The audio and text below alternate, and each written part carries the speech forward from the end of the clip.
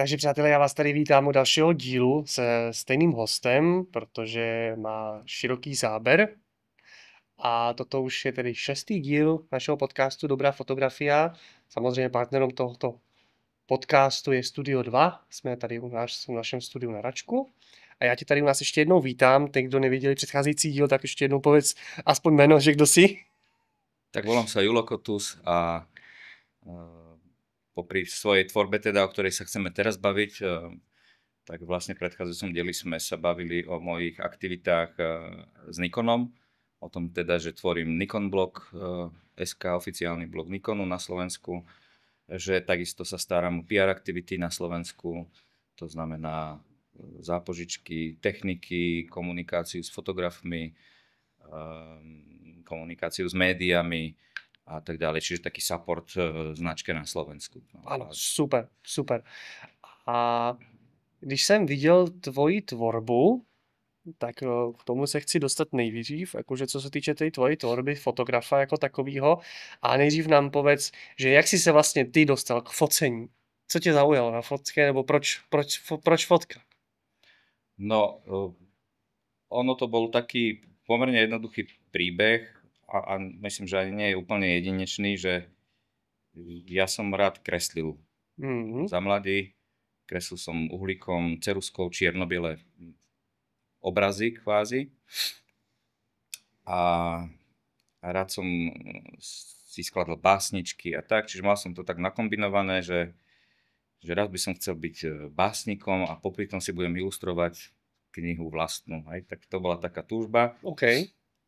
K tomu doteraz nedošlo, samozrejme, ale tá moja taká ranná, nechcem povedať, že kariéra, ale to hranie sa s tou kresbou vlastne bolo už také, že ľuďom sa to páčilo a častokrát ma oslovili, že nakreslí mi portrét, hej, že my ti za to zaplatíme a tak. No a ja som nebol až taký vymakaný kreslič, aby som teda si takto sadol a prekreslil ten portrét. Mal som rád, keď to bolo naozaj že verné, hej, tak väčšinou som to kreslil z predlohy nejakej, to znamená z fotografie.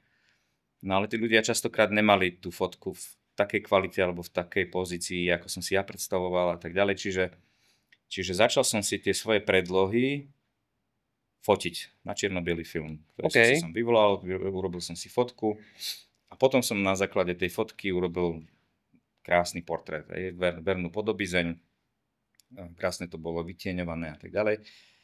No ale že čo pes nechcel, tak vlastne to fotenie ma začalo čím ďalej tým viac baviť a bolo to rýchlejšie ako to kresliť, áno.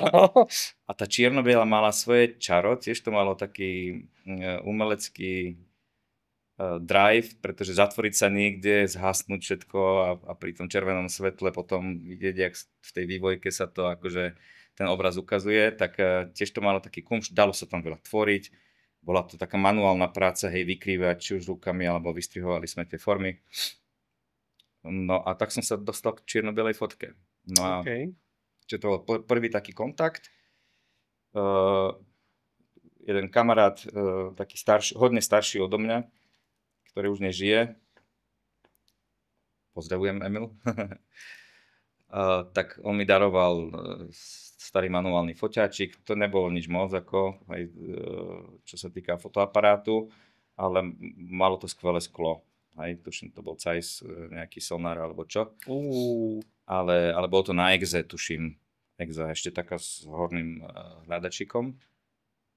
A s týmto som tvoril, že som si robil tie portréty a naháňal som, pochádzam z dediny, takže som naháňal tam kohútov a som fotil farebné fotky kohútov, som sa snažil prísť bližšie a tak. A to som sa hral.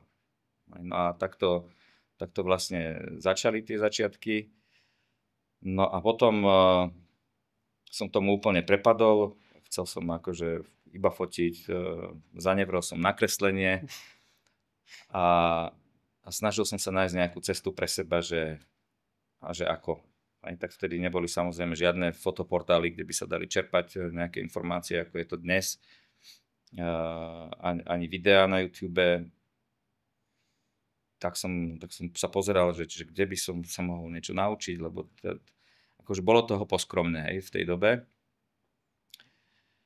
No a našiel som si taký projekt, ktorý bol ako dobrovoľnícka služba vo Walese, v západnom Walese na pobreží Walesu v mestečku Aberystwyth. Áno. A to už jsme se hodně přemístili ze Slovenska do Británie. Áno, ale to bol veľmi rýchly skok, to ani sám neviem, ako sa to udialo, jednoducho potreboval som nejako vyplniť čas, chcel som sa naučiť jazyk a tak ďalej a Európska únia ponúkala takéto pobyty, nebol to Erasmus, jak je to dnes ešte rozšírené, bola to Európska dobrovoľnícka služba. Okay. To znamená, boli určité projekty v celej Európe, ty si mohol vybrať jeden a popri tom v tom projekte tá únia dala prostriedky aj na to, aby si sa učili jazyk. To znamená, platili ti jazyk na škole počas toho roka, ktorý si tam fungoval. A platili ti ešte jeden kurz podľa vlastného výberu. No a keď som zistil, teda keď som si pozrel tie projekty, že tam je vlastne vysoká škola v Aberystwyth a majú tam umelecké centrum, a majú tam hypermodernú tmavú komoru a ponúkajú tam akože kurzy na univerzite pod vedením Rona Davisa, známeho fotografa. Tak to bolo jasné. Tak som sa o to akože začal uchádzať, napísali sme projekt a tak ďalej. Dostal som ten projekt, išiel som tam na rok a počas toho roku som sa na univerzite učil aj jazyk a zároveň mi prebiehali tieto kurzy čierno-bielej fotografie pod taktovkou Rona Davisa. No a to bol vlastne ten taký môj už ozajstný vstup do fotky, kedy som naozaj mohol pracovať so skvelou technikou, so skvelými zväčšovákmi na super materiáloch v super zariadenej tmavej komore. Hej, to bola, ja som od tých čias som stále nenašiel tmavú komoru alebo vybavenie, ktoré by sa tomu len trošku podobalo. A to obrovská miestnosť, profesionálne zväčšováky, dursty, so skvelou optikou, normálne tam mohlo pracovať x ľudí naraz, hej, všetko bolo za radom, si mal svoj pracovný stôl, zväčšovák, hej, predtým samozrejme vývojky na film, zariadenie na vyvolávanie fotiek, no skrátka všetko. Hej, všetko, čo si vieš predstaviť, všetko bolo už v tej dobe na digitálne časovače, hej, čo bolo. Keď som mal doma zväčšovák, tak som išiel na taký mechanický budík, áno, ako v kuchyni sa používa. No a tam som si to teda naozaj užil. No a od tej chvíle som mal štempel, certifikát, že som nejakú to školu absolvoval. No a potom sa dal podať ďalší projekt následne na to, po ukončení tej ročnej dobrovoľníckej služby. No. Vlastne tí absolventi mali možnosť podať ďalší tzv. Follow-up projekt, ktorý sa mal dotýkať toho, čo tam predtým robili alebo čo sa predtým naučili. Okay. Áno, takže ja som už v Londýne, potom som podával, ten prvý projekt bol podaný na Slovensku, druhý projekt bol podaný priamo v Londýne a on vlastne nadväzoval na tento projekt, čo som sa naučil, že som sa naučil fotiť, že som sa naučil spracovať tie fotky a tak ďalej. No a ja som podal projekt The Beauty of Small Countries a bolo to o Slovensku, o Walese, dostal som na to peniaze a celý rok som následný cestoval po Slovensku, po Walese, fotil som si, čo som uznal za vhodné a porovnával som sa tieto dve krajiny, ktoré sú podobné tým, že vlastne sa osamostatnili nedávno, sú podobné obyvateľstvom, čo sa týka veľkosti.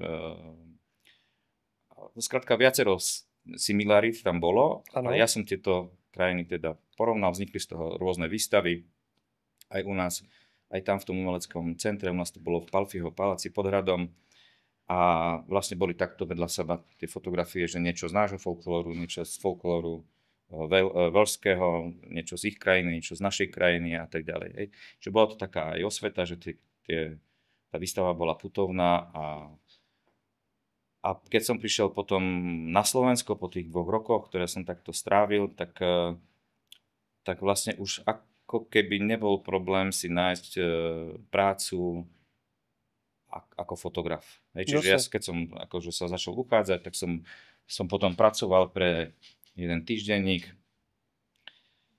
mesačník, potom som pracoval v reklamnej agentúre, či som si prešiel aj tou reklamnou fotkou, kde sa fotilo všeličo, inzercia, billboardy a tak. No a odtedy sa to so mnou vezie. Takže už je to teraz 25 rokov, kedy som vlastne začal fotiť a som živý tou fotkou. Či už tým fotením, alebo potom aj tými aktivitami, že keď už máte čosi za sebou, keď nejakým spôsobom už aj tá verejnosť ma vnímala, lebo bol som pri zakladaní najväčších portálov na Slovensku, so spoluzakladateľom eFota, potom neskôr Fotomy pod Prolajkou. No tak potom s týmito skúsenosťami zase Nikon ma oslovil, že poď, ideme spolu robiť teda ten blog. Ten funguje od 2016 roku. No a tak celý môj život je teda pretkaný fotkou, v poslednom čase aj videom, pretože tá technológia a tie potreby klienta teda sa menia v tom čase. Čiže takým nejakým spôsobom, ale ako som povedal, vzniklo to od kreslenia uhlíkom, tuškou, až to dospelo teda do tej fotografie. Já zírám. Tak. Já zírám. To úplně není jako, že běžný začátek, to absolutně ne. Jako s tou Británií si to hodně jakože oživil, když to tak povím. Ale jako naozaj skvělý příběh, jakože co se týče tohto. Ja som vďačný za to, že som mohol v tom Walese byť, hlavne aj z takého ľudského hľadiska, nielen profesného, lebo Ron Davis vlastne bol známym fotografom, trošku aj priňuchol k tej vojne a tak ďalej. Ja už som ho spoznal ako staršieho pána na vozičku, on mal nehodu na motocykli a ostal priviazaný na voziček. To znamená, on aj na tú univerzitu a do toho umeleckého centra on vlastne stále došiel tak. Mal také špeciálne upravené auto, že si otvoril dvere, vyťahol si zozadu vozík a premiestnil sa nejako zo sedadla do vozíka. No a čo som sa pri ňom naučil, že ako je dôležitý vlastný pohľad na svet. Mm-hmm. Pretože on tým, že bol na vozíčku, tak mal zníženú perspektívu. Áno. A to sa... Ja nechcem povedať, že bol priekopníkom v tomto, lebo určite bolo veľa fotografov, ktorí fotili aj z podhľadu a tak ďalej, ale pre neho to bolo charakteristické a on keď sa uchádzal v jednom denníku o prácu, už bol na vozíčku a posielal tam portfólio, tak vlastne okamžite zaujal. Lebo tie fotky boli iné. Boli stále z podhľadu, on mal široké ohnisko. No a aj ľudí fotil tak. A bolo to také zvláštne, ako keby sa k tým ľuďom približoval. Lebo keď sa pozeráte z hora, že ste vysokánsky, tak tí ľudia sú takí, keď sa pozriete priamo napriamo, tak samozrejme má to, čo sa praví, že áno, tak by sa to malo, že z úrovne očí. Ale tie jeho fotky boli trošku iné. A práve preto zaujali. Tak si predstav, že jeho zavolali, teda, že dobre, berieme vás, len na základe portfólia. Že príďte sa nám akože ukázať, podpíšeme zmluvu a môžete pre nás začať pracovať. Vaše fotky sú úžasné. A došiel tam pán na vozíčku. A došiel tam pán na vozíčku. Aj do denníka. No tak všetci akože najprv, keď vošiel, takže že niekoho hľadáte, že asi ste zablúdili. Nie, že ja tu mám pracovať. Áno, a že ako? Budete niečo písať, alebo... Nie, ja som fotograf, ste si ma vybrali, že ako reportážny fotograf. A teraz všetci tak akože spozornili. No samozrejme už to nemohli, to by bola akože veľká diskriminácia už v tom čase, to riešilo. U nás ešte nie, ale u nich hodne. Takže jeho tam zobrali, no a potom, jak on hovorí, začalo moje peklo. Pretože samozrejme sa trebalo rýchlo presúvať, rýchlo fotiť. Spomínal napríklad historku, že mal vyfotiť, že niečo sa tam udialo na rieke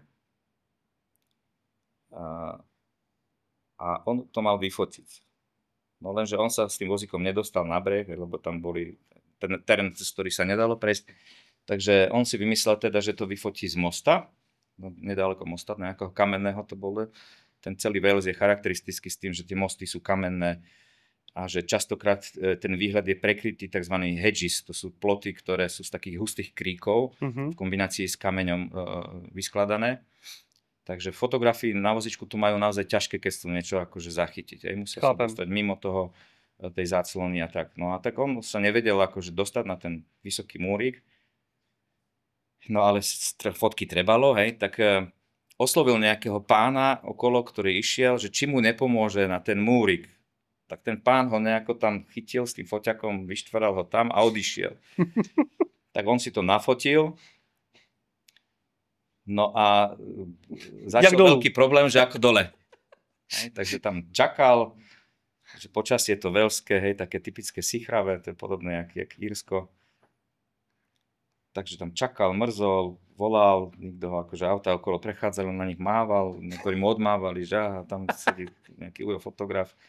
A takže už bol dosť teda zúfalý, kričal na ľudí, ktorí akože prechádzali autom, že dajte ma dole, nikto to nepočul, hej, auta prešli. No ale nakoniec išli nejakí chodci a teda tí sa čudovali, že teda však poďte, ako ste sa tam dostali. No presne tak, jak teraz sa dostanem dole, že ma zložíte, hej. Tak takéto akože historky ho čakali, no a potom pochopil, že teda nemôže robiť tú reportérskú prácu, ale bol dobrý a tak mu ponúkli vlastne, že aby tvoril takéto týždenné nejaké témy, celky, no a on si začal potom vymýšľať aj tie svoje koncepty. Aj známy je napríklad, že zachytával schránky, tie také poštové. A tie samotné o seba, že vtedy ešte koncept nebol, dneska to konceptuálne umenie je úplne rozsiahle a tvorí sa úplne bežne. Dokonca už je to za tým boomom, kedy všetko bolo len koncept, sa vyžadoval. No a on si tvoril také rôzne koncepty. Ale nie len také statické, sú známe jeho fotky, ja neviem, aj hlboko ľudské, keď baníkov napríklad fotil, hej, úplne čierni vyšli z bane a potom sa sprchovali, hej, a tie fotky, ktoré potom už sme videli aj z rôznych iných častí, ale ja neviem, či som to prvého nevidel, hej, že naozaj vyšiel čierny človek, ktorý tam iba v nejakých trencloch robil, lebo tam bolo horúco, hej. No a vyšiel úplne čierny a potom sa zastal z neho bialoch, hej, jak to z neho upadalo. Ale vyšiel, keď sa smiali, tak mali len biele zuby a bielka. V očiach im bolo vidno. A sú to krásne fotografie, veľa. On ma nadchol pre street fotku, ktorej som prepadol totálne, keď on sa hýbal medzi tými ľuďmi, medzi deckami a zachytil nádherné fotky. No, nechcem povedať, že to bol nejaký veľský Henri Cartier-Bresson, ale niečo podobné. Tie jeho fotky majú hlboké človečenstvo. Ako keby sa vcítil do tých ľudí, vedel aj s tými jednoduchými ľuďmi komunikovať, zachytil úžasné hry na uliciach s deťmi, čo dnes už nevidíme a asi už ani neuvidíme, keď sú mobily a tak. Hej, takže tá jeho práca ma veľmi inšpirovala s tou hlbokou ľudskosťou a s takým zvláštnym mäkkým optimizmom. Napriek tomu, že on teda ostal na vozičku, že by niektorí povedali, že to bolo nešťastie, tragédia, hej, jak sa tá motorka s ním prevrátila na ňo. A on nie. Akože chvíľu bol taký vzdeptaný, keď mu povedali v nemocnici, že nebude chodiť, ale rýchlo sa otriasol, zobral foťák a napríklad počas toho pobytu, jak ho tam dávali dokopy, aby sa mohol aspoň voziť, tak vlastne fotil nemocnicu. Vznikla z toho nádherná séria fotografií, kde už ho brali tak ako dvorného fotografa v tej nemocnici. Hej. Čiže ohromný človek s ohromným srdcom. No a on mi potom robil aj ďalej mentora, že keď som už odišiel aj z toho centra po tom roku, tak ešte som sa potom ďalší rok tam vracal a on bol vlastne takým gestorom tej mojej práce. Hej. Takže aj finálne fotky vyberal a spolu sme robili tú výstavu na univerzite tam. Čiže bol to môj taký krstný otec vo fotografii. A za to som ja nesmierne vďačný. Ja zírám. Ako, čekal som, že to bude zajímavá story, ale akože toto je extrém. Ako, mal si, ako, nechci říkať, že štěstí, ale aj štěstí v tom, že kdo tam vlastně bol. Určitě šťastie, jasné. A potkat takového člověka, potkat tam, jako když vlastně jedeš, kde vlastně nevíš, koho tam potkáš a zrazu tam je taká kapacita přes fotku a dali jste si tak dokopy, že jste si aj sedli a on tě posunul aj takovýmhle stylem a velmi mě zaujalo to, jak jsi hovoril, že vlastně z té nevýhody udělat výhodu. Ano. To myslím, že aj dneska je hodně důležitý, když dneska už vlastně, co se týče techniky a tak dále, to je strašně dostupný, ne jako kedysi, ale že lidi je takmer dokonalá. Ano, dneska už to je... Technicky skvelú fotku už nie je problém urobiť. Ne, není. To bolo niekedy problémom, to si vyžadovalo remeselný kumšt. Dnes technicky dobrú fotku nie je problém urobiť. Dneska už ten foťák umí hodně veľa vecí, ale zaujalo mě to, že vlastně, že dneska ty lidi si taky stěžují na veľa vecí a tak dále a že se jim do toho nechce, nebo já nevím co, a proto je krásný od těba slyšet přímo ten reálný příklad ze života toho, že z nevýhody udělat výhodu, což je super, co je skvělý, že vlastně ty příležitosti k tomu udělat dobrou fotku jsou všade a netreba na to čekat. Áno. To je za mě úplně úžasný. Že tú fotku sa dá urobiť aj za humnami, aj s technikou, ktorá nie je dokonalá, nie je najnovšia. Nemal by som to tak hovoriť aj ako zástupca Nikonu, aj mohol by som asi hovoriť, že treba si tie najnovšie foťáky. Áno. Ale nie je to pravda. Tá fotka a ten obraz sa deje všade okolo nás, len treba mať otvorené oči a mať ten foťák pri sebe. Určitě. Například mě zaujalo třeba, když máš také ty světové ocenění za nejlepší fotky, tak většinou vyhraje fotka, která sama o sobě třeba není tak úplně zajímavá, ale pod tím vidíš tu obrovskou story a potom, když si to přečteš, tak si řekneš, že jo, tak ta fotka je úžasná, že důležitý je ten příběh za tou fotkou a i ta fotka samozřejmě taková, ale nemusí být dokonalá, jde o to, aby vyjadřovala nějaký příběh, což za mě úplně dneska, víš, že odfotit takovou fotku, že nechci říkat, že cvak, hej, ale cvaknout cokoliv, dneska už telefon, jsou lidi, kteří, když je potkám, tak mají v telefonu, že miliardy fotek a nevím všeho možného, ale udělat jeden záběr, který vypoví sám o sobě něco, je strašně důležitý a pro ty lidi, co třeba dneska začínají nebo fotí, nebo by se chtěli zdokonalit v té fotce, tak jsem to dal takovou jako inspiraci tomu, že necvakat blbosti, ale vyloženě se zaměřit i na to, aby ta fotka vyjadřovala nějaký příběh, což si ty teda krásně dal do povědomí tím příběhem toho fotografa a i toho, že jak se zachoval a že z toho udělal tu výhodu a že zažil i takéto zajímavé příhody toho, že vlastně si i sám uvědomil, že na některé věci nemůže, ale zase z toho, že za to nemohl a byl handicapovaný, ale i tak z toho udělal výhodu a zase tím, že uměl a věděl, tak mu dali příležitost dělat něco jiné a i tak se přizpůsobil a dělal zase další zajímavou robotu. Akože hlavne on to mal naozaj v srdci, tú fotku. Hej? Že on napríklad, keď som s ním potom volával ešte, už nežije, keď som s ním volával, tak pre neho najväčšou tragédiou nebolo to, že ochrnul, to ako si povedal, že jemu to v určitom zmysle, ako keby, nechcem to tak povedať, že pridalo výhodu, hej, ale to nebolo pre neho prekážkou. Najhoršie bolo, keď sme spolu telefonovali a on hovorí, že Julo, že strácam zrak. What will I do if I don't see? Čo ja budem robiť, keď neuvidím? Hej, že pre neho ten dar vidieť bolo niečo ohromné. A teraz zrazu v tom už teda na starobu sa mu ten zrak zhoršoval a začal ho rapidne strácať. Hej? A toho potom ako toho dokázalo zarmútiť. Hej? Nie to, že je na vozičku a tak ďalej. Že pre neho naozaj, že môžeme byť radi, že môžeme vidieť, že môžeme vidieť nádherné veci a že môžeme ich zachytávať. To je neuveriteľné. Takže ten vnem ľudského oka, asi najviac informácií my dostávame očami. Hej? Čiže je to ohromný dar a teším sa z toho, že dá sa vďaka tomu aj tvoriť. Hej? Určite. Ano, ty všichni ty lidi, co jsme denně v kontaktu, tak to berou jako samozřejmost, ani to si neuvědomují, že to vlastně všechno mají, ale až když právě přijde nějaká situace, kde člověk něco ztratí, ať už nemocí nebo při nehodě, tak potom si uvědomí, že to ztratil a že to je vlastně velmi důležitý pro život a začne si vážit toho, že ty chvíle, kdy to měl. Takže toto je velmi silný příběh jednoho fotografa a velmi mě zaujal aj tím, jak si to krásně podal, ale mě zajímáš ty. No, to som len chcel povedať a dostať sa k tomu, že po ňom mi ostalo to nadšenie pre takú ľudskú bežnosť. Určite. Čiže ja som totálne, keď som sa vrátil, som totálne prepadol street fotke, napísal som x článkov, urobil som x workshopov o street fotke, precestoval som veľa veľkých miest po Európe mal som celé portfólio vlastne,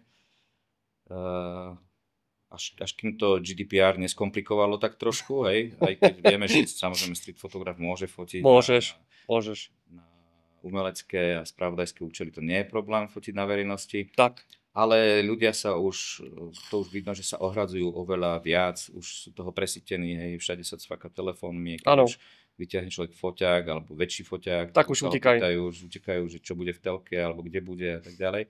Áno. Čiže je to trošku iné, ako to bolo predtým, ale to ľudské mi ostalo, že ja naozaj rád fotím taký obyčajný život aj obyčajných ľudí. Aj napríklad jeden z mojich projektov je, že mapujem ešte posledné miesta, kde sa ovce chovajú takým tradičným spôsobom a kde sa aj dojí tradičným spôsobom, aj spracováva ten syr tradičným spôsobom normálne uprostred bačovne nad ohňom, že tí bačovia predtým podoja ovce, prinesú to mlieko, nalejú syridlo a tak ďalej, žinčička a v noci vybiehajú pri tom psom štekote a sviete baterkami a odhaňajú vlkov alebo medvede. Hej. Čiže a tí ľudia sú jednoduchí.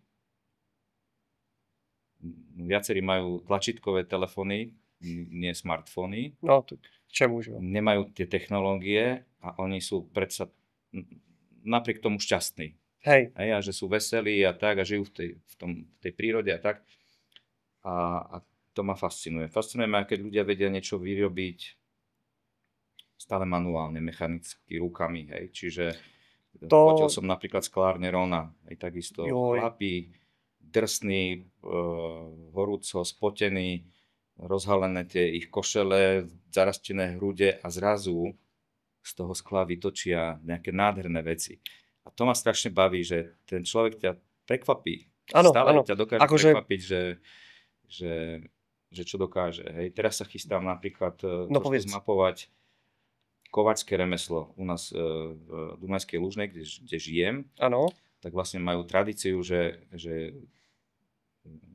nechcem nekorektne povedať, ale sami to hovoria, že majú cigáni svoje tradičné kováčske remeslo. Okay. Rómovia, ktorí dodnes vlastne majú také v tej svojej dielne a kujú tam a vytvárajú neuveriteľné veci. To som nechápal, že sú to naozaj umelci, zložité veci, jemná práca a tak ďalej.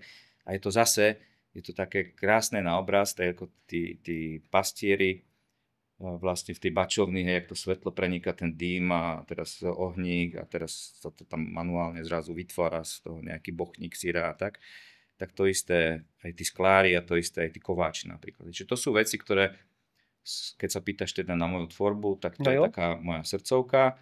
Okay. No ale za to ti nikto nejaké veľké peniaze nedá. Hej? Tam ty musíš platiť samozrejme účty, máš svoju rodinu a tak. A chceš ísť aj na dovolenku. Čiže samozrejme k tomu sa pridatáva tá komerčná potom tvorba. Že popri tom, čo sme vraveli, že robím pre Nikon, tak samozrejme som rád, že som stále nevyšiel z tej praxe, že teda aj fotografujem, aj točím videá, aj na komerčnej báze, ale to sú potom už zase nejaké iné témy. Hej, takže... A čo ťa víc baví? Tvoje projekty? No samozrejme, že baví ťa to, prečo sa rozhodneš srdcom, hej, čiže stále tá voľná tvorba je taká, ale ono sa to vzájomne doplňa, hej, čiže keď už... A teraz nechcem povedať, že ma nebaví to, čo robím. Hej. No to som nechtěl tak povedať. Sme sa pred chvíľou bavili, komerčne napríklad fotím tie jachty, hej. To je nádherná tomu jsem se chtěl dostat, jakože jsem se tě na to sám chtěl spýtať, ale dostal se k tomu, ale jakože za mě, když jsem viděl ty záběry, tak jsem si uslintnul, takzvaně.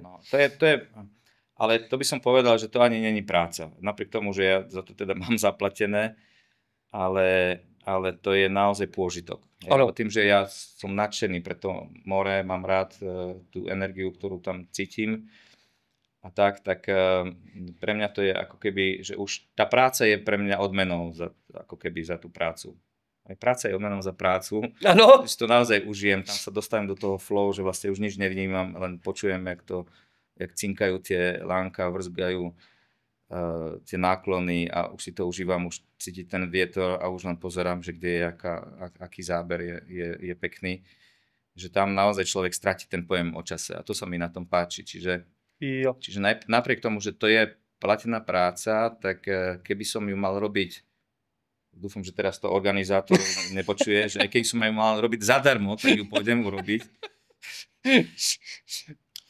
Lebo je to tak nádherné. Ano, mám občas i taky já takové stádia, že... Veď to poznáš určitě. Ano, velmi dobře poznám, že někdy, že třeba, i když třeba jsou nějaké závody, kde mám akreditaci, jakože vím, proč tam jdem, ale fotím si aj také, že za to vlastně nemám zaplatené, ale je to strašně super, ale zůstane tam dlhšie a nafotím si aj to. Že mám, ne v takové míře jako ty, ale hej, poznám ten workflow takovým stylem, že když ti to strašně baví, tak úplně, že vypneš, žádný čas, neexistuje nic a jdeš si to svoje. A potom čas lidí kolem tebe úplně zmizej a soustředíš se iba na to svoje a je to úplně jiný svět, úplně. A tak. Ty lidi, co to nedělají, to nikdy nepochopí. To je strašně super. Je to veľký dar, keď môžeš pracovať tak. Je to také klišé, že keď je práca tvojim koníčkom. To je nejlepší, co může být. Ale je to pravda, že keď robíš to, čo ťa baví, tak je to super. No. A potom sa stávajú také humorné situácie, že potom niekto uvidí fotky, hej, že som niekde bol na sociálnych sieťach. A ja keď sa vrátim domov, no a že no čo ty ako po dovolenke? To nebola dovolenka, hej, to bol normálna práca. To ty sa máš, keď ty sa máš. Pracuješ. Ano. Hej, takže ja potom vysvetľujem to, že teda nebol som na dovolenke. Aj manželka to sem tam tak pripomína, ty čo máš, ty už si bol pri mori, že som tam pracoval, že na mori to nebola akože dovolenka. Ale pravda je taká, že ty odfotíš niečo a potom celý ten život okolo toho, keď ešte sa stretneš s ľuďmi, čo ja som mal to šťastie, že tá regata, čo už dlhé roky mapujem, tak má skvelých organizátorov, aj tých starých, aj tých nových, čo teraz došli, že je to naozaj dobrá partia. Čiže potom si užiješ aj to také kvázi dovolenkové, že si na tej lodi, hej, posedíte, dáte si to pivko, večer si niečo ukúchtíte, hej, príde ten rozhodca domáci Chorvát, tak ten urobí nejakú špecialitu, nejakú chobotnicu a ja neviem čo, hej, čiže je to aj taký dovolenkový samozrejme zážitok, že príde človek síce unavený, lebo je to fyzicky náročné, my každý večer aj spracovávame tie fotky, aby sa potom mohli premietať, že potom si ľudia prídu aj na molo, my tam rozložíme plátno a premietame im to, oni sa tam vidia, smejú sa na tom a tak ďalej, čiže je to aj taká spoločenská potom záležitosť. Čiže je to práca, ale je to fyzicky je to náročné, ale psychicky je to super, lebo tým, že si naplnený tým, čo robíš. Taká psychohygiena. Áno. Taká psychohygiena. Je to jeden z tých takých naozaj dobrých jobov. Já, když jsem to fakt viděl, tak jsem úplně zíral na ty fotky a extrémně i ty černobílé. Mám rád černobílou fotku a když jsem viděl to more a ty jachty tam, a říkám, ježiš, to je krásný. Úplně jsem z těch fotek cítil úplně, že jo, tam chcem být. Ale třeba zajímalo by mě, že zase z toho mýho pohledu, že když jsem byl na některých závodech, tak že ty podmínky pro ty fotografy nejsou vždycky úplně ideální, že třeba v Německu jsem spal v kufru auta. Neměli volný místo a já jsem spal v kombíku.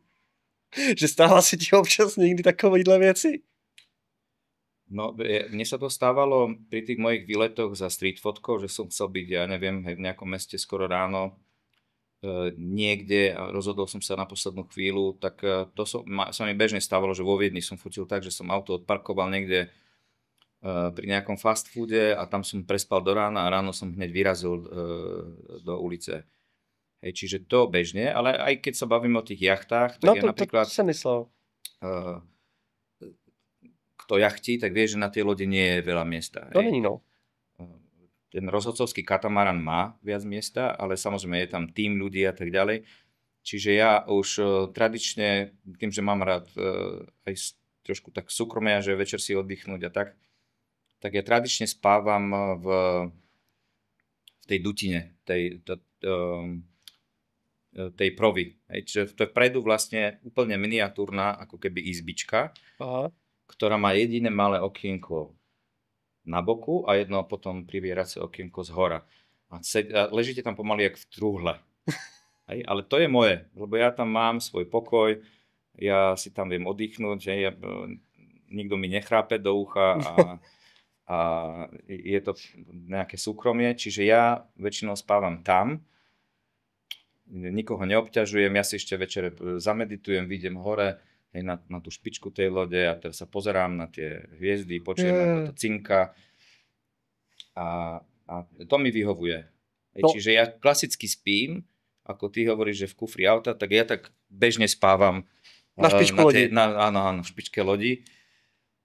A jeden kamarát, ktorý teda aj točí túto regatu, ja teda fotografujem, on točí, tak on je podobného typu a on spáva v tej druhej špičke. Keď je katamarán, má teda dva trupy lode, tak on v jednej a ja v druhej a ostatní už sa rozdelia po izbách, kde to je o mnoho kultúrnejšie, prestrannejšie, kde máš svoj krásny paplónik, trošku viac miesta. Hej, nie je to, že to je naozaj sú to stiesnené podmienky, napriek tomu, že ide o veľký katamarán. Hej, ako souhlasím aj s tím, že to máš takto rád, protože vlastně, když fotíš, tak se kolem tebe točí strašně veľa věmou a máš z toho v hlavě takový bordel, že fakt potřebuješ mít takový ten klid, že fakt se zavřít někde a nikoho nevidět.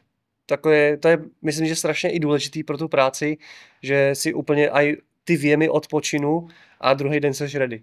Čiže kdyby si byl stále s někým někde v izbe, tak si tak neodpočíneš. Takže dobře jsi to vymyslel. Dobře jsi to tam vymyslel. Ono mi to tak raz prischlo, že nebolo inde miesto a potom som zistil vlastne, že to je dobré. No? Takže potom, keď už sme išli na ďalší rok, tak som sa pýtal, že teda ja, ak si môžem vybrať, tak ja budem aj v tej špičke tam. A všichni, že... A všetky, to fakt? To tam chceš byť? Tak, takže... No. Také, že niekto by povedal, že to je taká izbička za trest. No to vyslovene vyzerá ako taká...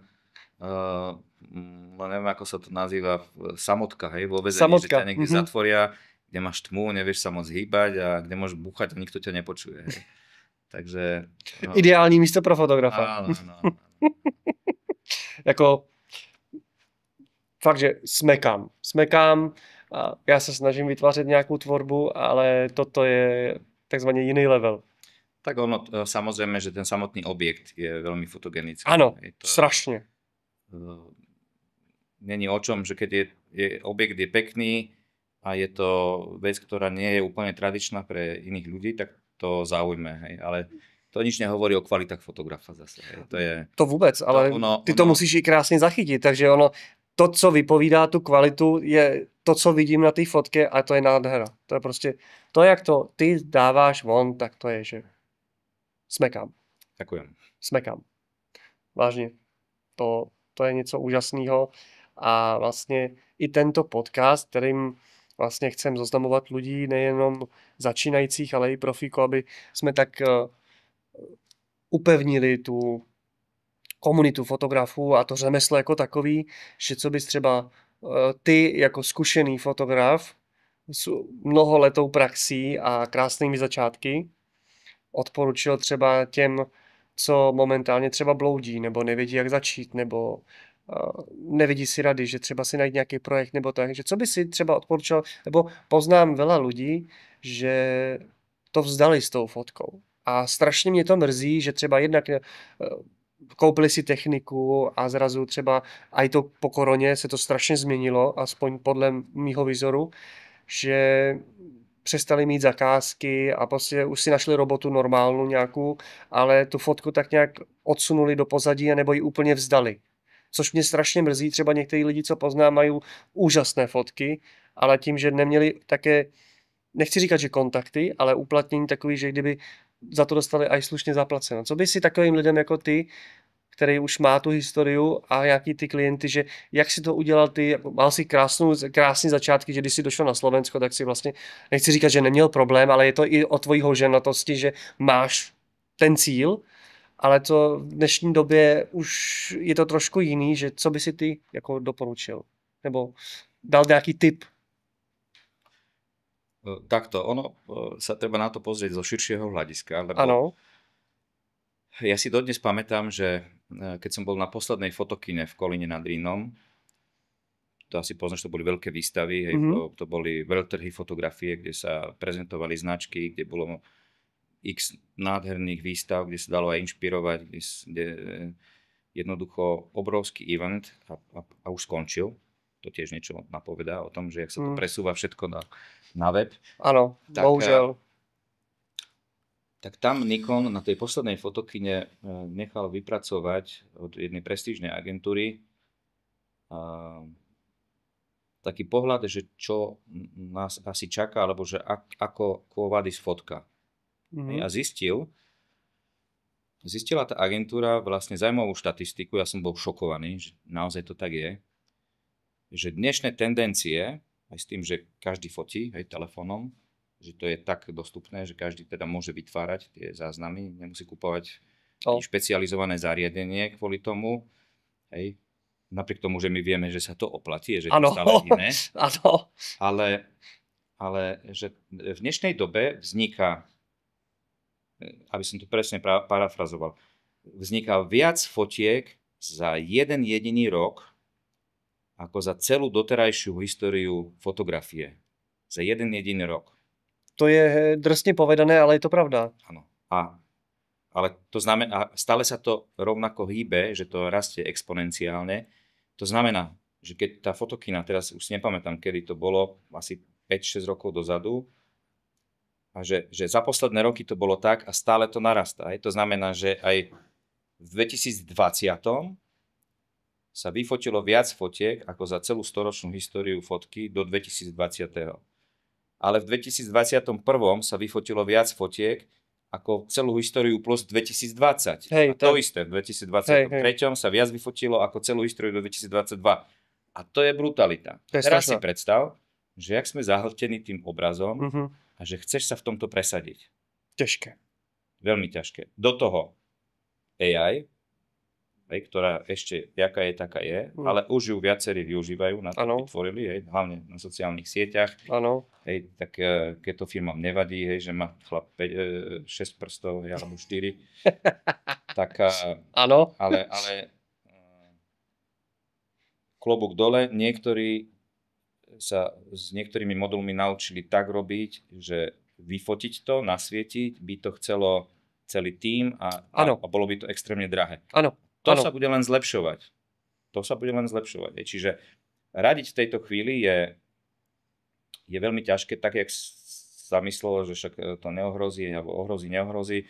Dnes už vidíme, že skôr tí reklamní fotografi budú mať problém, produktový, dajme tomu, lebo to generovanie produktov a ja neviem, aj to 3D je dnes na takej super úrovni, že to si vystačí. Ale ja by som presne na spôsob toho, čo mňa najviac baví na tej fotke, toho, čím žil aj Ron Davis, by som povedal, že nech je to o ľuďoch. Nech je to o pocite, o tom nádhernom živote, ktorý je tragicko, krásno, komický, dramatický. Nech je to o tom. Aj tí reportážni fotografi, tí neprídu o robotu.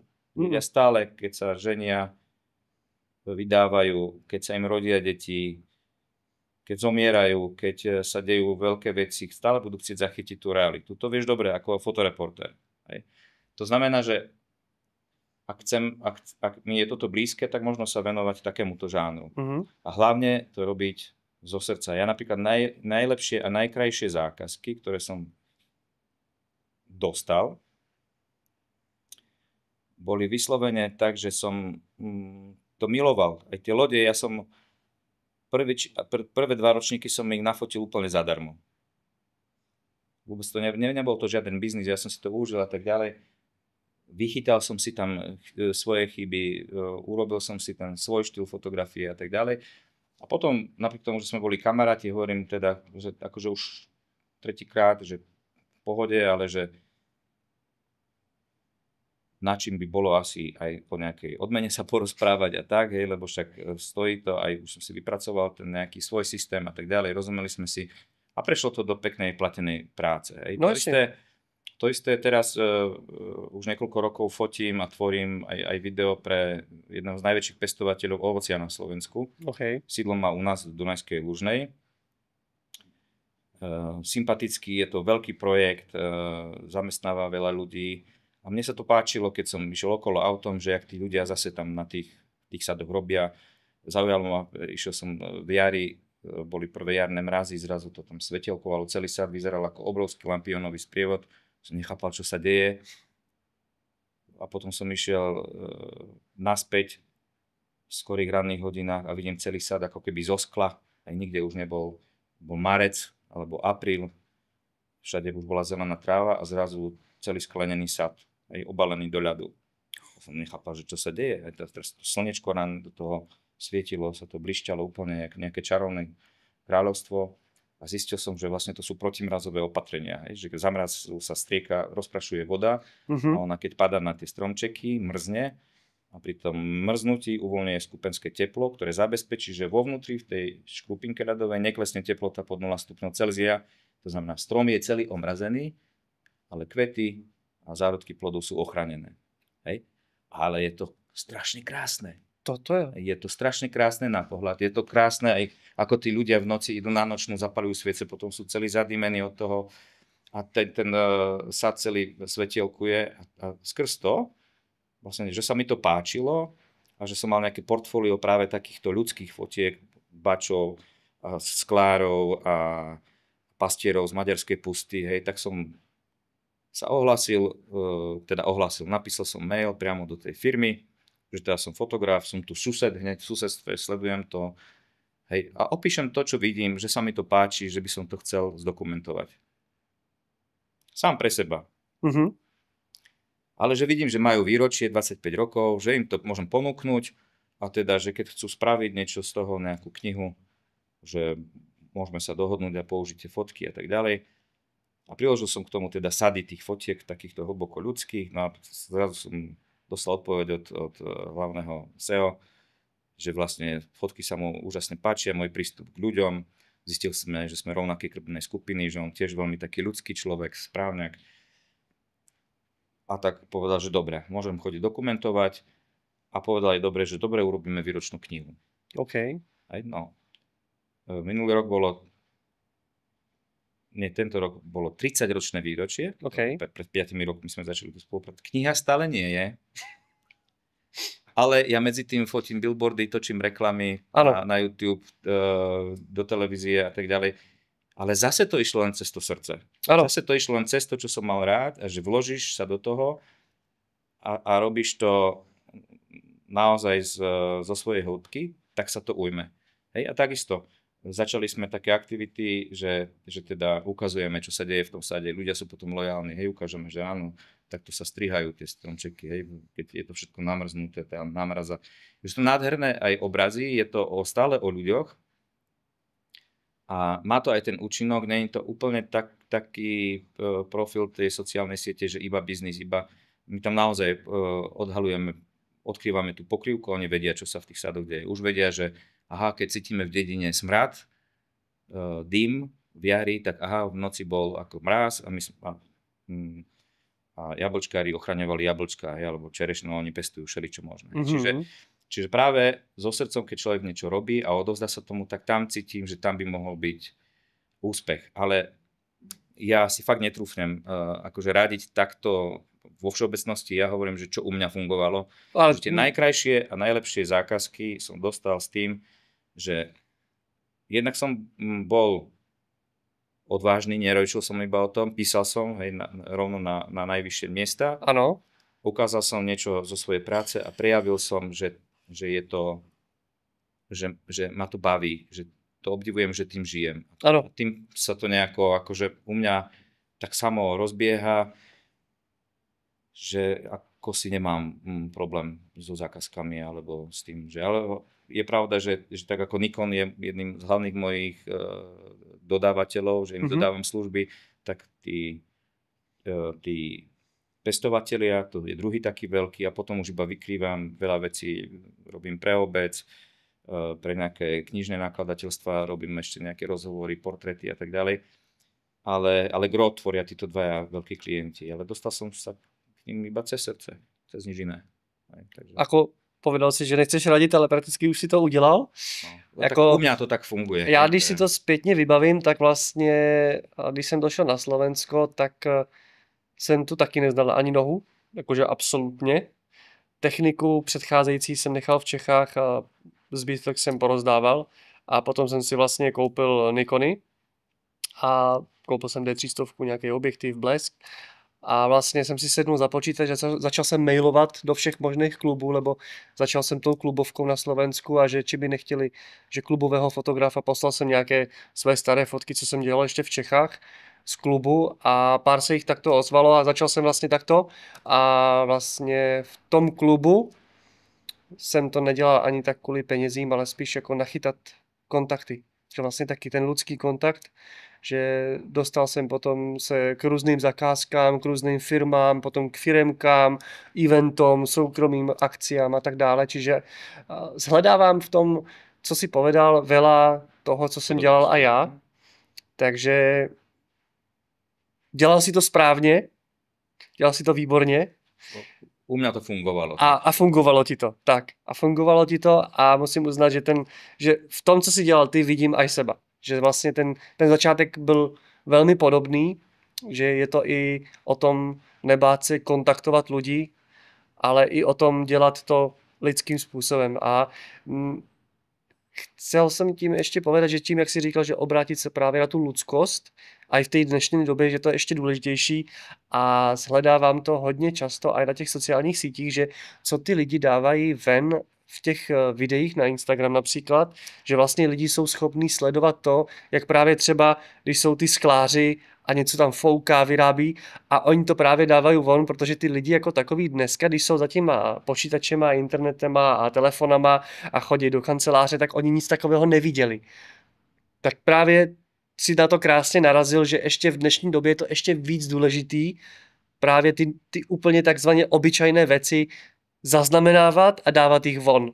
Již také ty řemesla, tesaře, skláře, svářeče a tak dále. Čiže právě, že je stále příležitost tomu, jak se prosadit.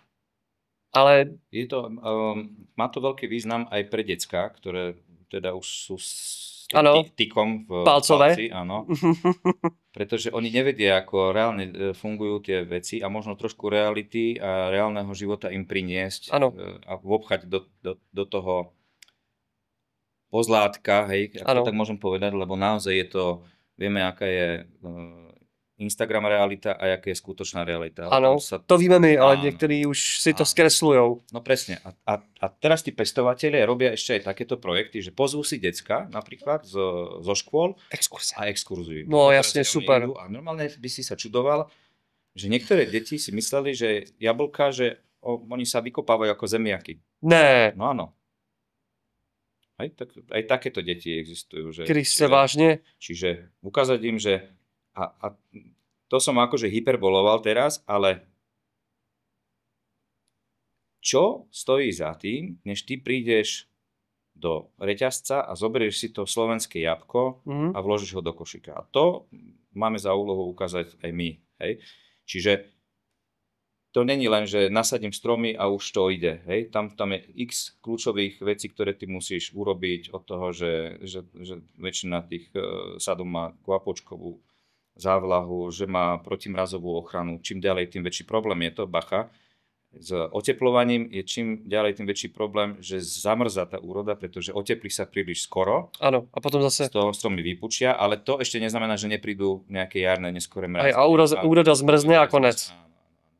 Čiže aj toto treba dávať najavo, aby aj to ľudia vnímali, že aha, bacha, niečo sa deje. A to, že ľudia častokrát siahnú možno po lacnejšom ovoci, lebo je lacnejšie. Ja tomu zase neodsudzujem to, lebo dnes naozaj má veľa ľudí aj finančný problém si kúpiť už len kvalitné potraviny. Áno, je taká tendencia. Ale niektorí by aj mohli, ale neurobia to, lebo však prečo? Je to lacnejšie. Hej? No tak im ukazujeme, že áno, to jablko naše si užilo toto. Hej. Niekde v Bulharsku si toto neužilo. Netrebalo ho chrániť, tam nie sú prízemné mrazy, alebo ja neviem, hej, niekde z juhu ale zase precestovalo pol Európy, má za sebou inú uhlíkovú stopu, aj Ano. iné uskladňovacie podmienky a tak ďalej. Čiže to všetko my ako keby trošku púšťame ľudí do toho, že prečo má aj zmysel podporiť, dajme tomu, našu produkciu. Jakože, to jsem 100% za, než převážet věci přes půl Evropy. A když na Slovensku se to dá vypěstovat, tak proč ne? Ale problém je právě v tou cenou, že třeba zase je tam aj ta nekvalita, když se k tomu dostáváme, tím, jak jsi hovoril, tak jsi mi to úplně vybavil, že třeba jsme kupovali nějaký česnek a zrazu z toho něco děláme, ne? Já z toho dělám takovou je to česnečku, ale je to taká pomazánka. Akože skvělá, akože veľa česneku. Ale dali jsme tam ten česnek a zrazu nič. Já jsem tam musel dát 6 hlav česneku, aby vůbec něco bylo cítit, a pak jsme zjistili, že to je čínský česnek. Ano. A vlastně neměl žádnou chuť a to je přesně to, co si ty povedal. A jakože úplně jsi mi to tak, jak říkajíc, nahrál. Takže ano, určitě podporovat, ale s tím se spojuje i podpora. Když to tak překlopím na ty fotografie, tak vlastně podpora umělců jako takových, že naozaj, když je potřeba něco vydat von, ať už je to fotka anebo video a má to k něčemu být, tak naozaj je potřeba zavolat nějakému dobrému fotografovi, který vám udělá dobrou prácu, která vás bude kvalitně reprezentovat, než aby si zobrali telefon a nacvrkali si to. Ano, v dnešní době ten telefon umí veľa a co se týče toho kontentu na těch instagramových sociálních sítích a tak na Facebook, Instagram a já nevím, TikTok a tak dále, těm lidem už je to prakticky jedno, ale potom člověk může narazit na to, že když to opravdu potřebuje někde kvalitně vydat, ať už vytisknout, anebo někde dát na větší obraz, tak tam právě narazí na tu technickou nedokonalost toho stroje a už začíná být komplikace. Takže opravdu se oplatí, když to natočí nebo nafotí kvalitní kameraman nebo fotograf. A k tomu, co si povedal, že jakože, že si netroufáš doporučit, co dělat, ale prakticky si to vlastně už povedal, že obrátit se právě na ty kořeny toho, že co se dneska už moc nedává von, a obrátit se na to, co se dělá stále, ale už to není také populárné a lidi se hledávají jednodušším dělat blbosti na Instagrame a plivat do mikrofonu, což oběhlo celý svět, než aby vytvářeli něco rozumného. No, ale musím povedať, že jedným dýchom teda dodať, že ja naozaj som mal obrovské šťastie v tejto svojej kariére, že ja stále som trafil na ľudí, s ktorými som robil, ktorí boli, vlastne sme si sadli aj charakterovo, alebo tým takým zameraním sa, že nechceli sme iba to navonok, nejakú tú prezentáciu, nechceli sme naozaj, že za každým som našiel človeka, ktorý bol za to, že ideme ukázať čosi viac. Mm-hmm. A to sa mi zdá, že to nebola moja zásluha, že to je naozaj že šťastie.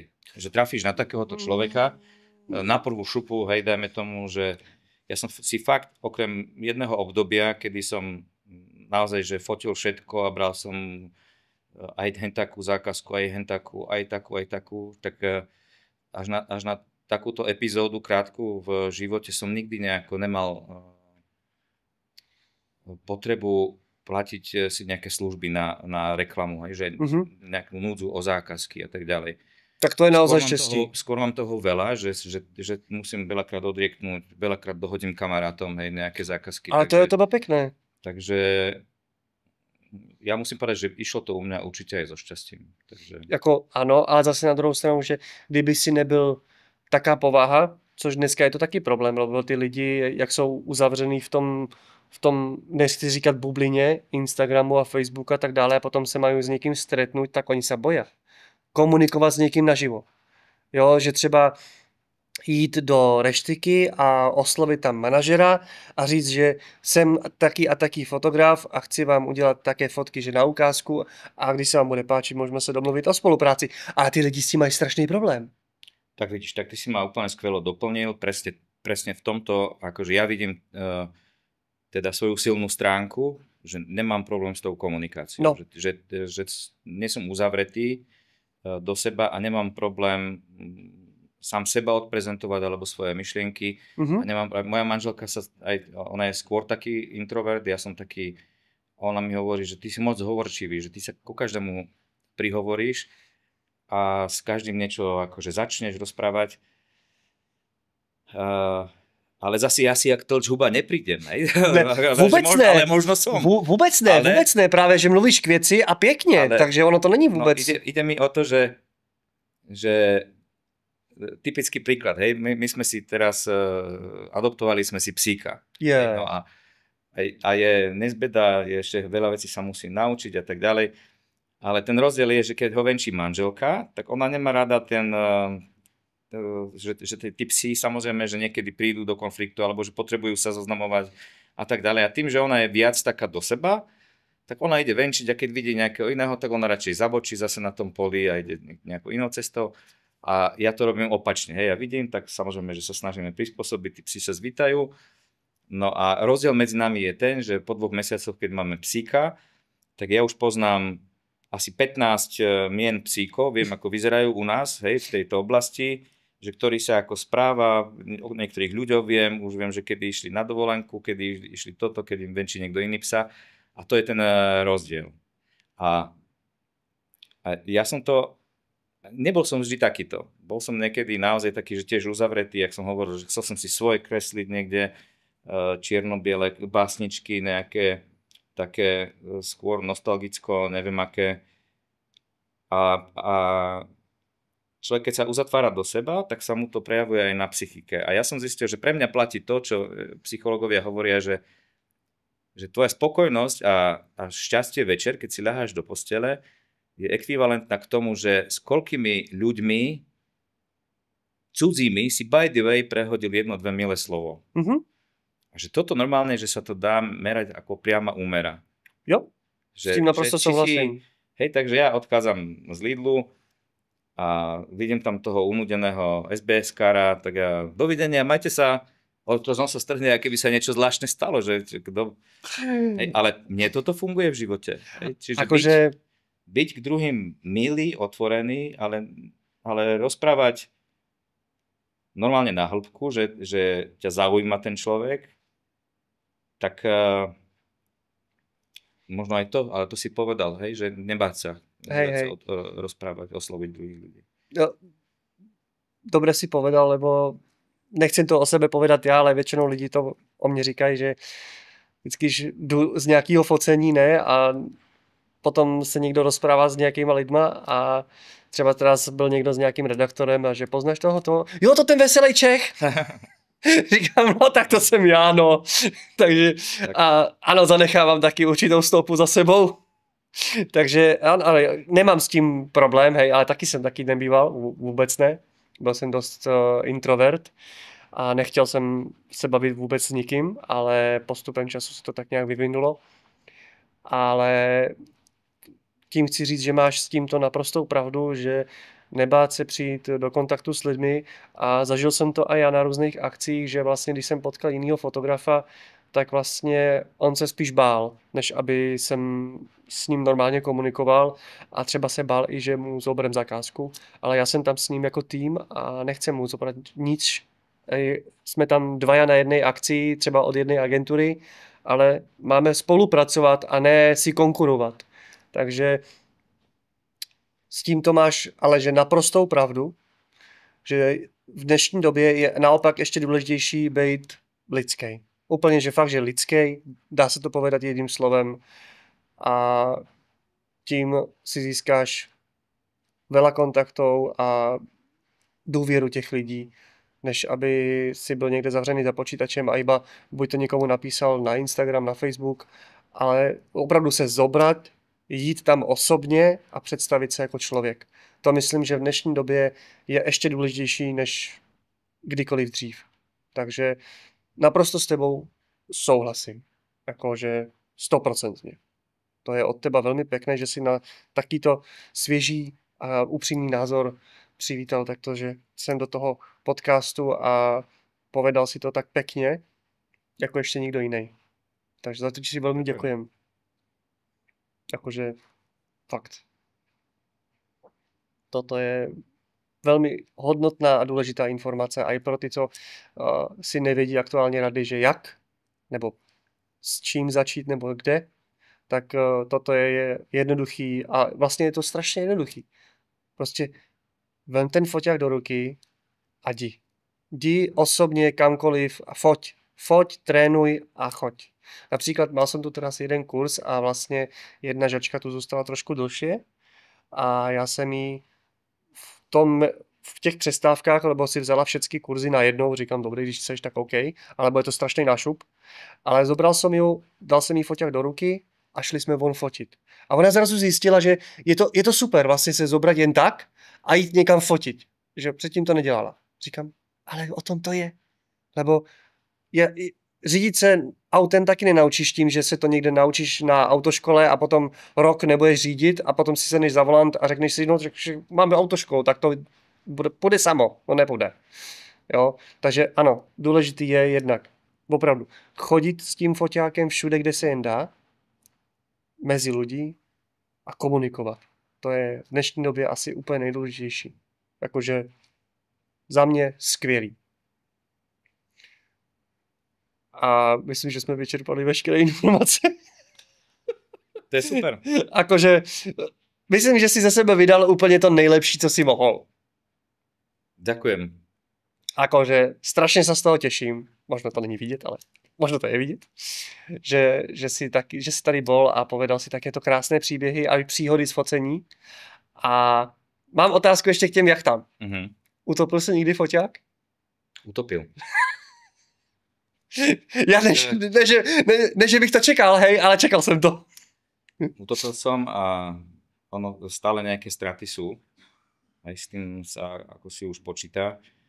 Takže stávali sa mi také veci, že napríklad na zrkadlovky krásny 20 mm objektív, nádherný maličký širokáčik, kompaktný, tak ten mi pri výmene, jak sa tá jachta preklapala, na druhú, ten mi padol a teda sa rozlomil, praskol. No bežné veci je, že keď naháňame člnom tie jachty v náklonoch a fotíme, jak ma to Ron naučil od zeme, hej, od hladiny, tak často nás preleje tá vlna celý. Ale tie foťaky to väčšinou zvládnu. Aj tú slanú vodu? Aj slanú vodu, len treba, no... V tom sa nezhodneme so všetkými, ale ja to robím tak, že okamžite na palubu a osprchujem ten foťák normálne na surovo sprchou, sladkou vodou a potom ho jemne osuším. Mm-hmm. Toto mi väčšinou zabralo, že nikdy som nejaký veľký problém nemal. Naposledy som to urobil so Z9. OK. So Z9, ale tá sprška bola naozaj že silná. A chvíľočku tie kolieska ako keby nereagovali úplne 100%, ale keď sa to vysušilo, aj potom som to otvoril, sa odparila všetká voda a tak ďalej, tak potom to fungovalo zase bez problémov. Okay. Ale utopil som jeden foťak tak, že išiel pod vodu. A to už bol problém, lebo oni sú teda vodotesné na stekajúcu, striekajúcu vodu. Áno, ale tam je ten tlak už potom. A tam to je samozrejme úplne iný tlak. No a áno, stalo sa mi tak, že som utopil D850. A to bolo tak, že tá išla do vody aj s ruksakom. Ale keď sme sa dostali z vody, tak vlastne už tam bol ten tlak, už tam tá voda natiekla a tak ďalej. Čiže tak to už to nerozdýchala. Táto nerozdýchala, rozdýchala to v servise, samozrejme vymenili nejaké veci, ona Jasne. fungovala ďalej, ale áno, potrebovala servisný zásah. Hej. No tak to se naštěstí mě ještě nestalo, lebo na závodech to pomaličky nemám kde utopit. Ale občas mě fascinuje, když prší, víš, že fakt, že byl strašný slejvák, ale že strašný. A ty fotografové tam chodili v těch pláštěnkách na ty foťáky a říkám, co dělá, díky to profi technika, díky to nedělá, ne? A já jsem tam jezdil na skutru, takhle foťáky, všechna voda na ně, když jsem jezdil po té trati a všichni na mě koukali, že to čo? Říkám, je to na to dělaný, Kriste, nebudu se tady crcat s nějakou pláštěnkou, prostě fotím, ne? A oni na mě koukali jak na debila. Já říkám, ale je to krumpáč, je to mašina. Když chceš profesionálně fotit, máš na to tu přizpůsobenou techniku, tak samozřejmě to musí aj vydržet. A OK, no stane se někdy, OK, může se stát, ale od toho to je ta práce, že to vymeníš a jdeš dělej. Ale primárně z 99% ta technika to vydrží. Jakože, když už máš tu techniku, která na to je dělaná, tak samozřejmě nejdeš tam, já nevím, s 3500, hej? To v žádném případě, hej? Presne tak, keď už to používaš na profi prácu, máš profi prístroj, tak ty ani nemáš čas, aby si sa s tou plaštenkou tam nejako mordoval. Ale je mi to jasné, že keď niekto si sporí na tú techniku a má ju vzácnu a nevie to len tak, že tá technika mu napríklad negeneruje zisk, tak radšej nech si ju ochráni a nech to má zicher, hej. Takže až tak by som to nezahadzoval, ale ja tiež prší ani plaštenky nič nepoužívam, hej. Takže keď prší, no tak sa fotí, keď prší, hej.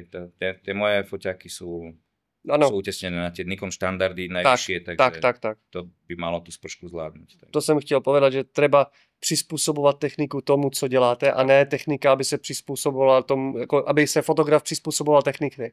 Technika se musí přizpůsobovat fotografovi. Takže na správný styl focení mít tu správnou techniku, a když už fakt člověk se tím chce živit, tak musí mít stroj, který něco vydrží. To jakože každopádně, ale k tomu se chci dostat zase, že dneska ten stroj, který už na to je udělaný, takže je utěsněný a železný a něco má vydržet, dneska už to toliko nestojí jako dřív. Že předtím, když si musel mít D5 nebo D4, aby to bylo tak, že fakt, že mašina, kladivo, ale dneska si koupíš Z6 a jsi v pohodě. Takže dneska už... povedal, že dnes ten daždík nejaký znesie aj ZFCčko. No ano, čiže mám to osobně vyzkoušený. Ale Nikon napríklad v tých svojich materiáloch, on zdôrazňuje, že toto je stroj podľa najvyšších štandardov utesnenia. Hej.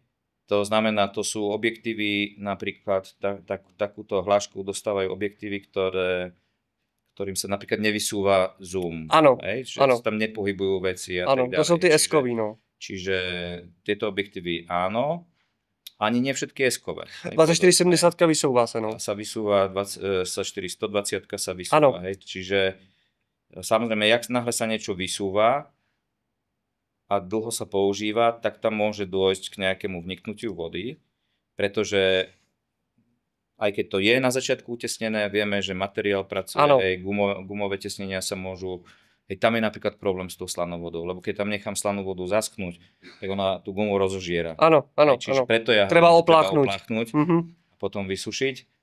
Čiže ono sa to vyhodnocuje stále v servise. Nechcem tu do detailov zachádzať. Ne, to nemusíš, to už jsme probrali o technice jsme byli v předcházejícím dílu, kde si prezentoval svoju krásnou prácu pro Nikon, ale a co se týče vlastně toho, že práce fotografa jako taková, takže by měl mít techniku, která na to je dělaná. Jakože ano.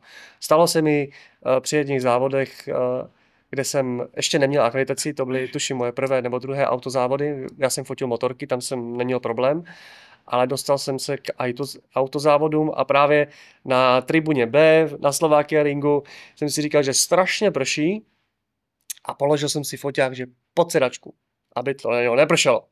No jenže jsem si ho položil tak blbě, že všechno z té sedačky pršelo přímo na ten objekt, přímo na ten foťák. Ten největší slejvák z toho sedla šel přímo do toho foťáku. U nás sa tomu hovorí z dažďa pod odkvap. Ano, přesně takto. Přesně si to povedal. A já jsem fotil s druhým foťákem, ne, a potom jsem se ohlídnul a že... Vzal jsem, to byla ještě D300, tak jsem ji vzal. No, takhle z ní tekla voda. Ale takhle jsem ji ocákal a cvakala dělej. Prostě to tělo neskutečně byla vydrželo, takže ano, i tak se dá. Takže extrémně u té slané vody, ale dobré, že si to povedal, lebo že to jsem například nevěděl, jakože netrufal bych si to, jakože foťák jsem nikdy nesprchoval, ale už bylo hodněkrát pod veľkým deštěm. Ja som sa to naučil od kamaráta, ktorý bol fotoreportérom, stále je teda. A on povedal, že boli niečo fotiť, tuším pohodu, a bolo vtedy strašne sucho a došiel celý on zaprášený, foťák bol celý pomaly jak z Dakaru. Jo, to mám taky, takú fotku. Že čo si robil? No nič, som sa vyzliekol, dal som si foťák na krk a osprchoval som sa aj s foťákom. Že sranduješ si. Že sranduješ. Nesrandujem. On mi poslal aj fotku, ako stojí nahatý a mal na krku Nikon. Sprche. A osprchoval sa aj s tým foťákom a vtedy Ja to bežne nerobím, ale keď dostanem takúto slanú spršku, tak vtedy to Hej. robím aj ja. Jakože ano, má to aj logiku, přece jenom ta největší problém v té vodě není ta voda, ale ta sůl. Ta sůl, ta je vodivá a tam to může skorodovat strašně. Rozožiera gumu, Hej. vykryštalizuje, to znamená, keď vykryštalizuje voda pri gumovom tesnení, tak ho samozrejme odchýli.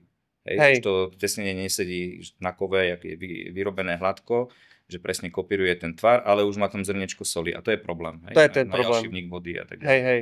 Takže super, že si povedal aj takúto pomůcku, jak se zbavit, ale samozřejmě neutopte si foťáky všichni hned. Když už se něco takového stane, radši servis, když si nejste jistý, ať se to neutopíte, hej, abyste mi potom nepísali, že my jsme tu hovorili, že dejte foťák pod sprchu. Takže určitě ho nenamáčajte do vody hlavně. To ne. No.